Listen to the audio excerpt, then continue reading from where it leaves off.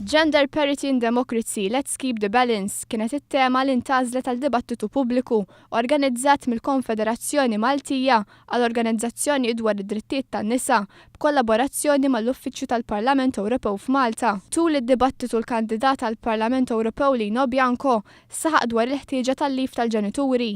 Sosta li l-familja hija l-aktar nuklju importanti fis-soċjetà u investiment fil-familja huwa l-aktar mod tanġibbli li bieħed jista' jinvesti fis-soċjetà ta' għada.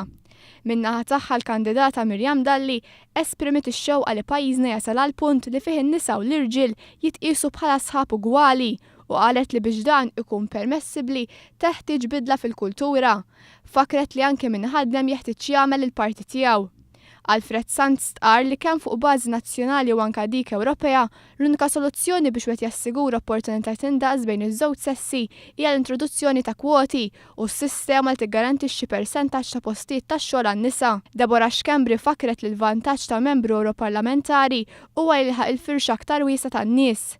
Sostniet li l-ewwel pass għandu jkun li jsir studju dettaljat li jeżamna r-rwol tal-mara fis-soċjetà attwali biex imbagħad jinħadmu soluzzjonijiet.